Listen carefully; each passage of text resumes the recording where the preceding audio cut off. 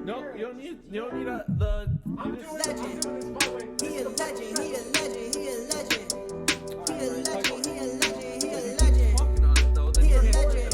Welcome to the league, to the league, to the league, to the league, to the league of items.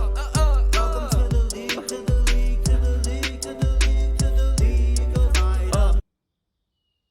What's up, everybody? It's Pikel with League of Items, and in today's video we're going to talk about the LPL tier list, and we're going to look at the futures changes on Bet365. So a couple of weeks ago, or maybe it was a month ago at this point, I made a video about LPL futures. Actually, it was probably longer than that because of the break. So I made a video about the LPL futures teams that I thought were going to do well before the season started, and I made some preseason predictions and stuff like that. Just trying to find where I thought of things differently than the market. So we're going to take a look at those numbers and see how much some of those numbers have changed. But first, we're going to talk about the tier list. So let's go through the teams that we have on the screen. In the D tier, we have Anyone's Legend and LGD. I think that is the correct order. I think that Anyone's Legend, even though they've had a horrible start to the beginning of the season at 0-5, I think that they still have some potential of turning it around to be respectable against the lower tier teams, but I just don't think they're a very good team. LGD, same thing. I don't like their talent. FPX. FPX is also on here, so let me just do that. Spoiler. Never mind. I guess I can't do it like that. So we also have World Elite, Ninjas in Pajamas, Ultra Prime, Rare Atom, and FPX. In this tier, the C tier, and these are mostly like league average teams. Maybe they have an outside chance to look competitive in like regional playoffs, but I don't really expect them to have a great chance at making worlds. And a lot of this comes down to player talent. I just don't like one or two of their players, or I don't think they have players who are like good enough carries to go toe to toe with the best players on the higher tier teams. Then we have OMG and Thunder Talk. So those are the first three tiers of teams we're going to talk about real quick. So like I said, LGD, no players that I'm really interested in. Anyone's Legend, no players that I'm really that interested in. FPX, same thing. I mean, just not really anybody I'm interested in. Rare Atom. I do like Leon a decent amount. I think that Leon is the kind of player who other teams should consider acquiring if they need a jungler. A team like RNG, for example, I think they'd be better with a player like Leon.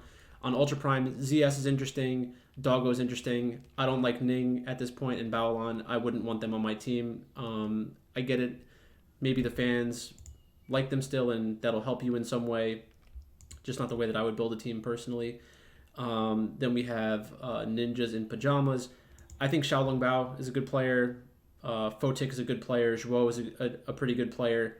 But I'm downgrading them from B to C because I just don't think that this team is going to be able to do much. And I don't think that they belong in the B tier because they're not as good as OMG and Thunder Talk. So I kind of feel like there is a distinction between those two teams. Another reason why I had to downgrade them is because of World Elite. I'm not ready to put World Elite in the B tier, but I'm also, moving them up considerably within the C tier. I think they're the best team out of the C tier teams.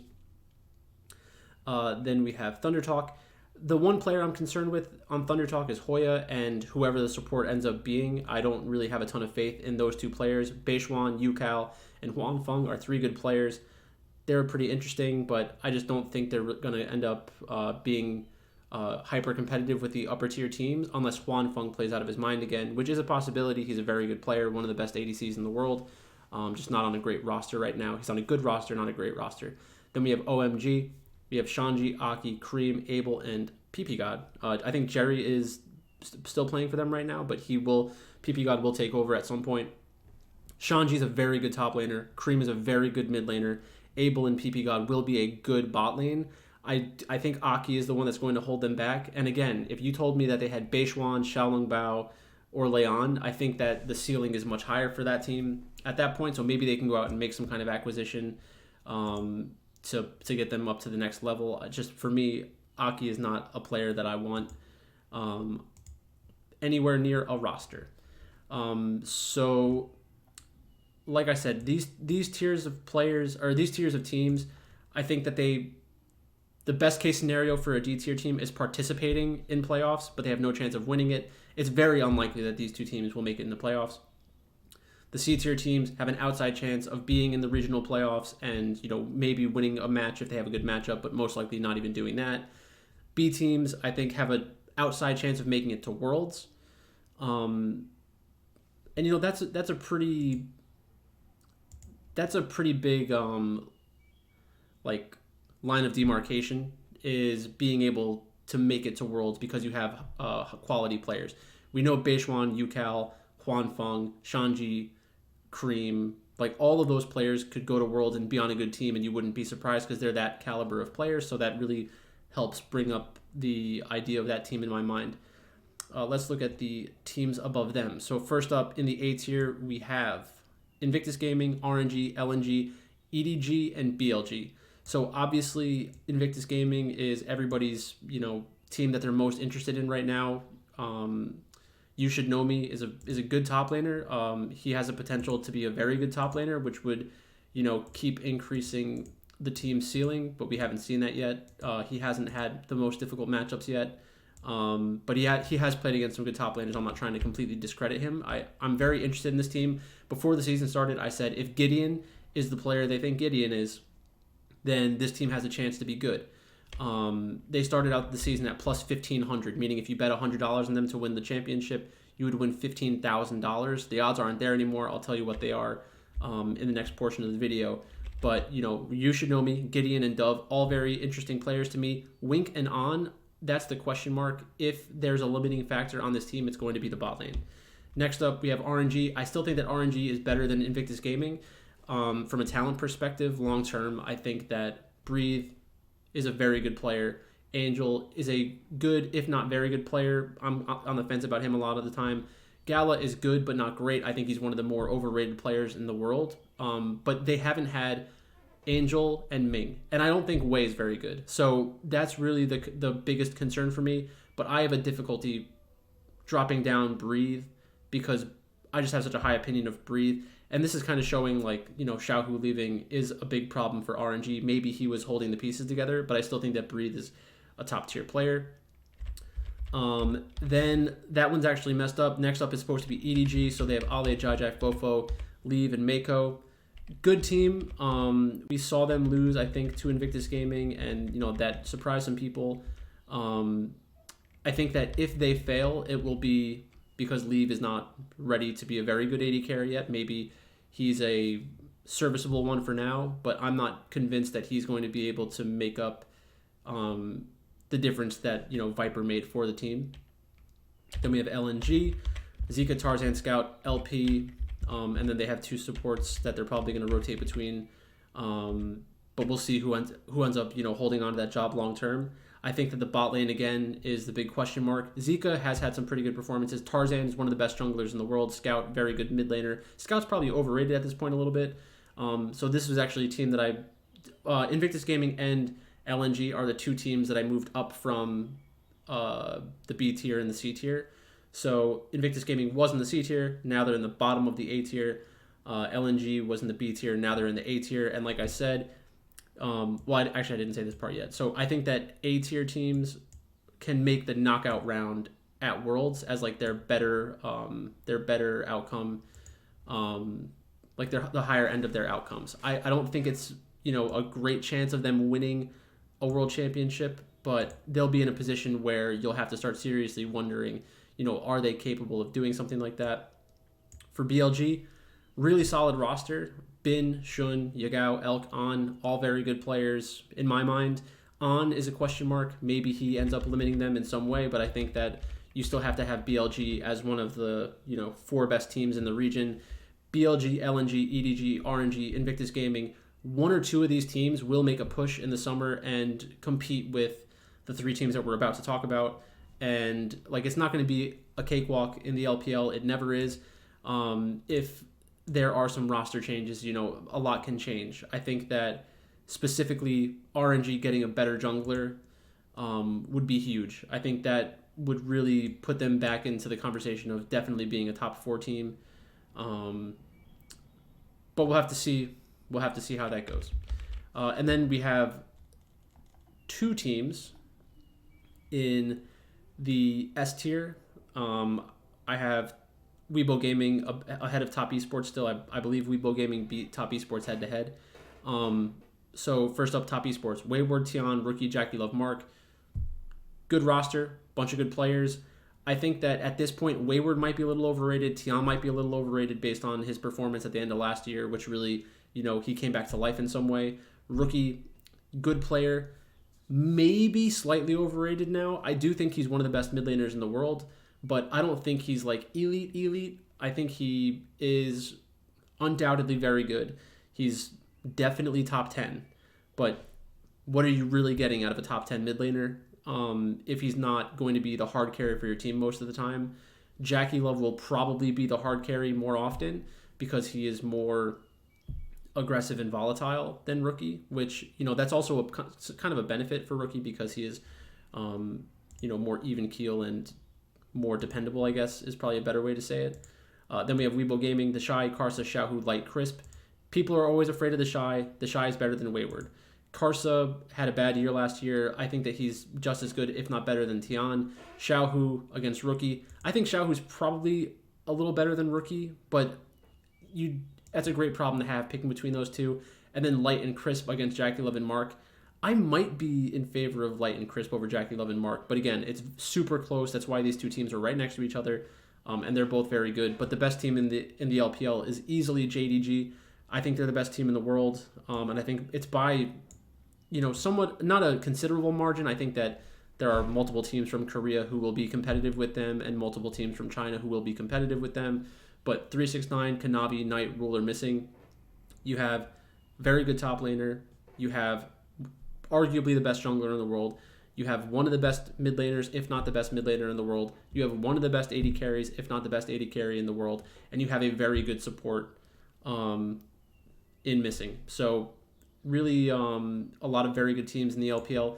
Let's talk quickly about the changes in the futures number. So let me bring that onto my screen.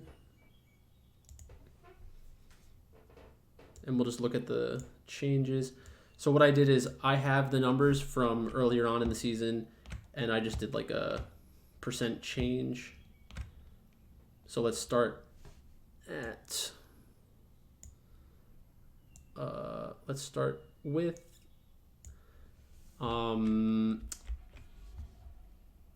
let's just do it by the teams that are different.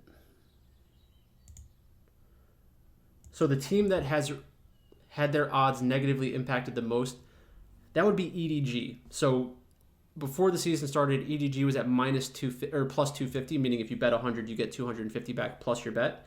That implies that they're going to win roughly 28.5% of the time. In order for that bet to break even, that's roughly what you would want the success rate to be.